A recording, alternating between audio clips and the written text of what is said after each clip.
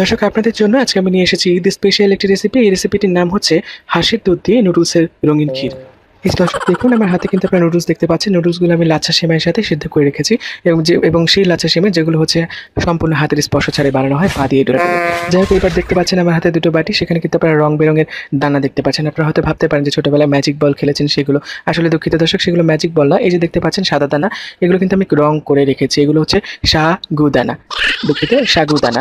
তো দর্শক আপনাদের এই মুহূর্তে যারা টিভি সেটের সামনে বসে আছেন তাদের উদ্দেশ্যে বলছি, আপনারা দেখেছেন গত পর্বেও কিন্তু আমাদের এখানে মেহমান এসেছিল, অতিথি ছিল, তিনি কিন্তু রান্না করেছে, অনেক হাতে পায়ে ধরে দেখিয়ে নিয়েছি রান্নাবান্না করার জন্য। কিন্তু এইবার আসলে দর্শক ঈদ তো সামনে, তো আমরা কাউকে আসলে আনতে পারিনি এবার।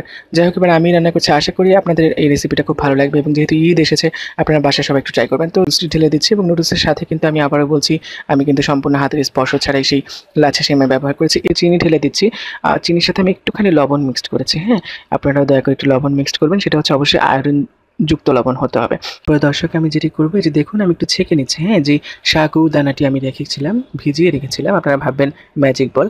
যাই হোক এগুলো আমি একটু ছেঁকে নিচ্ছি, কারণ হচ্ছে ছেঁকে না দিলে পানিগুলো রয়ে যাবে। এমনিতেই তো নর্মালি যেহেতু আমরা হাঁসের দুধ দিয়ে তৈরি করছি, আর একটু দেখবেন যে রঙগুলোও কিন্তু ঝরে যেতে পারে, যেহেতু কাপড়ের রং তো একটু ভালোভাবে আপনারা ছেঁকে নেবেন, তাহলে কিন্তু রঙগুলো ঝরবে না।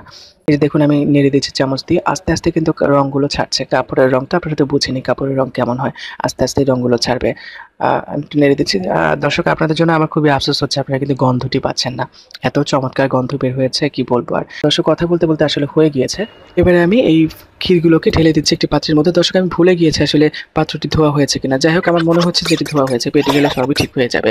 একটু খেয়াল রাখবে যেন না লেগে যায় নিচ থেকে। আমার তো কথা বলতে বলতে আসলে লেগে গিয়েছে নিচ থেকে। দর্শক আমি এবার এগুলোকে একটু ডেকোরেশনের জন্য এখানে আপনারা চাইলে কিন্তু বাদাম, কিশমিশ এবং চাইলে আলু বাখারাও দিতে পারেন।